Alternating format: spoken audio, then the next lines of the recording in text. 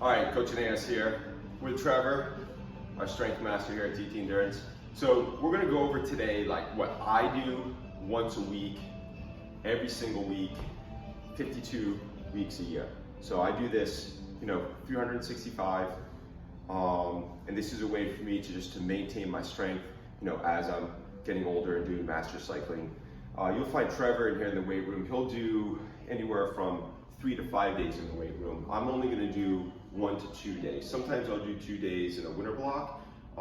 Through the summer, I'll only just do 1 day. And that's just because I'm just too tired from all the cycling that I'm doing.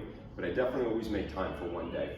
So what I'm gonna show you today is what I do as what I would call my base fundamental lift session. So this is your core movements, with your big hinges, right? Hips, knees, shoulders. I keep it simple but effective. I work usually quite heavy whenever I'm training, but that's just because I have a good base of strength. I think that you can take these movements, you can make them more complicated, but I think that really what you want to do is establish a routine that you can effectively do on a regular basis and that you can scale weight on. If you can't really scale weight with your routine may be too complicated. And really, as you're looking long term, you need to be increasing the amount of actual mass that you're moving. So that's important. Is total mass moved in a session is important. You can have other workouts where it's not about mass, but I think for basic fundamental strength, you need to create total mass that you moved in a session. Trevor, what do you think? Nicely done. All right, well said. I think Trevor agrees. So I like to warm up with a squat and a curl. So the squat is really just to get my knees moving and to get my, get my legs kind of warmed up a little bit. The curls are supposed to be heavy, so I'll try to push the weight with the curls. So the basic movement, I'm just squatting, okay, and then I'm curling, keeping my elbows in tight to my body, getting rotation with my wrist. So this is the basic movement right here, right? Just a squat, I'm up, and then I'm finishing my curl. Okay, so that's movement 1. So I generally like to start off with this. I will work usually 3 to 4 sets. The reps are gonna depend on what I'm trying to do in the time of year.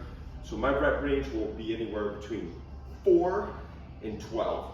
So if I'm really trying to push the weight heavy and really work on high force and really work on my total strength, I'm gonna be doing reps of 4 to 6, and I'm gonna have failures. I'm gonna be within 1 or 2 reps of failure. So it's really heavy and aggressive lifting. If I'm just trying to keep, maintenance, or I'm trying to adapt to a new routine, that's where you're gonna see me do reps of 8 to 12, right? But in general, I tend to lift lower reps, higher weight when I'm adapted and I'm ready to go. So I'm gonna go for my squat curl, and then I'm gonna just do my side steps. I'm gonna use a band, right? Different color bands, right? Equal different resistance. You can run them high or low. I run them low for more resistance. You can certainly have them up here. And here is just a hip extension, so I'm just gonna step out. So I'm stepping out and I'm keeping tension on the band. I never release the tension on the band when I bring my legs together. So keep the tension on the band and really work on accelerating the leg. So accelerate and walk it across. It's a simple movement, okay? It's a great effort. You can actually do this movement in multiple directions too. You can use lighter bands and do the movement behind you or in front of you with lighter bands. That tends to be something that I don't do in my regular weekly routine. I tend to just do my side steps, okay? So that's my side step. I then progress to my second routine, which is gonna be a deadlift. So here, this is a major hinge movement, and this is one of, I would say, 2 or 3 of the most important movements that you're gonna do. So we're doing a deadlift. So I like to do my deadlift with my bar raised. I don't like to do it from the floor. That's because I tend to get a little bit of knee trouble if I'm trying to pick up a heavy weight off the ground. I don't need that stress, right? I'm not trying to be a maximal strength athlete. I'm trying to be an endurance athlete that has decent strength, right? So I'm just gonna try to protect my knees. So I'm gonna start with the bar off the ground. I'm getting my hands wider than my knees. My base Okay, my feet are wider than my shoulders, so I feel solid. Okay, my back is, strong, so I'm coming up, I'm getting the weight off. You can grip either with the thumb all the way around or the thumb in the front. I tend to go thumb in front and I just grip with my fingers, and all I'm doing is pushing back. So I'm pushing back, and I don't have to go all the way to parallel. I can do a small movement to learn, or I can really extend it out almost to the ground. And this is not a knee bend. I have a small amount of knee bend, but it's really about pushing back. You're feeling all the strength right through the lower back, right in the glute, and you're feeling the hamstring. If you start to bend the knees too much, you're not gonna feel the hamstring, and you're not gonna work the hamstring. From the deadlift, I'm then gonna go to a back press. The back press, I'm gonna stand in a similar way to the deadlift, so I'm reinforcing my deadlift posture. So again, the same basic starting position, and then I'm bending, so my hands, are down, my back, right, is recruited and tall, and then I'm bringing the weights up into my armpits. Okay, very simple. Okay, controlling the weight. You don't want a ton of movement with the upper body. You're pressing hard, and keep the weights tucked in tight, elbows flared. So again, I'm reinforcing the major hinge movement. When you cycle, being able to rotate around your hip is massively important, right? This is one point of rotation. The knees are another point of rotation. Okay, shoulders are another point. But in mountain biking, you're doing this all the time. You're up, you're hinging back. You're up, you're hinging back. If you cannot do this hinge, you're gonna be limited to what you can do on the mountain bike. Okay? Now, we can just go to a basic squat.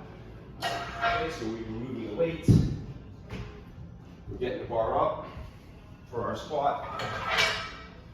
I like to work with bars. I like to work with free bars.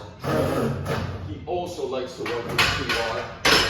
He doesn't like to work in a cage that limits the movement on the bar. By working with a bar, you're really doing a better job at recruiting the core, right? All the different muscles in the back and in the stomach. You're gonna work on balance, and you may lift lower weight when you use a free bar, but that's completely fine, right? Because again, the goal here is proper movement and being able to control the weight, and as you get stronger, you can escalate it. I like to use a pad. Some people don't use a pad, but I got bony shoulders, so I just use a basic pad.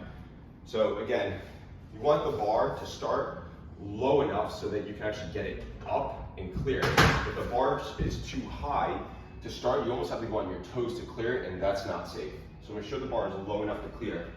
So before I'm lifting my bar, I'm making sure that my back is strong, my core is strong, my base is ready, and then I'm just lifting that bar right up, okay? I'm coming back, and before I'm doing anything, I'm just checking the system, okay? My hands are equidistant, my feet are nice and wide, okay? My knees are gonna be straight, they're not gonna be pigeon-toed in or out. Same thing with my feet. You don't need them square, but you definitely don't want them toe out. And then again, we're just pushing back like the deadlift and then bending the knees. So back, and then right, I'm bending. In this case, I don't like to go all the way down. Why? One, you don't really need to. Two, I have a bit of a weak knee, and I don't need to create unnecessary stress, right? But you're feeling that weight. You're really feeling that weight a little bit on your heels. You have your 4 feet are still stable. Your knees aren't getting out in front too far, but you're also not having your knees back. If you have your knees behind your forefoot, you're gonna fall backwards, all right? I would also make sure that you are not squatting more weight than you can spot.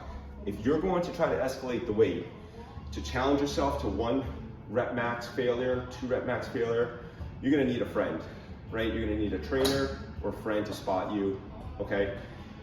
If not, when you're first adapting, you can just do it with lower weight and you don't need that teammate there. But if you're gonna push those limits, if you're not experienced, I really recommend, get Trevor to go in there with you, ask me to help you, or get a training partner.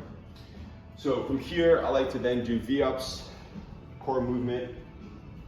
So I'm going into my push-up position, and here, right, just like it says V-up, I'm sliding my feet up. Again, I'm using that hinge in the hips and in the shoulders, okay? And this is my basic V-up, all right? And then my last block that I like to do, again, this is just my fundamental core set that everybody should be able to do. You're gonna do some kind of single leg effort. So I like to do this machine. You can also do a step up, okay? So like, let's pretend we're gonna do the step up here. We can grab weight. At first you can use no weight. So when you're doing a single leg effort, you're gonna need less weight to start, okay? So we'll start with no weight. Again, I'm having my leg on when I'm gonna step up. You don't want this to be less than parallel. So you either need it lower or to parallel. You definitely don't want it higher. It's too great of a movement. You're gonna get your back with a small angle. You're not doing it straight up, right? You wanna feel weight, just like you're on a bicycle, right? You're rotated over the bike, and then you're just gonna step up, okay, with one leg. So you're stepping up, coming down slow. Step up fast, come down real slow. Simple motion, right? Step up fast, come down real slow. If you want to carry weight, you can carry weight to add, right, complexity. But again, don't do more than what you feel safe to control, and making sure that your joints can handle it, and then you can scale. So again, you could do it on a step up, or you can do it on a machine, right? This is going to be a reclining machine. It's the exact same motion, right? We're coming up with a machine. Let's reduce the weight. I like to come down. So I'm bringing the machine up, getting my feet in a good position, and I'm just doing a single leg effort. Same thing as what I was just doing. In this case, it's with the machine, so a little bit easier to control. And then my last piece to add to this, just basic push-ups. There's nothing like a good basic push-up. You can do them any way you want. I like to just do a good old-fashioned push-up. You can make it fancy. You can do rotations, and then do your push-up, okay? So a basic push-up is a great way to work your shoulders, your chest, your core. If you're not sure how to do a push-up, ask Trevor, because he can do thousands of them in one day. No kidding. So if you have questions about this, give us a call. Hopefully this was helpful, and we'll see you at the gym.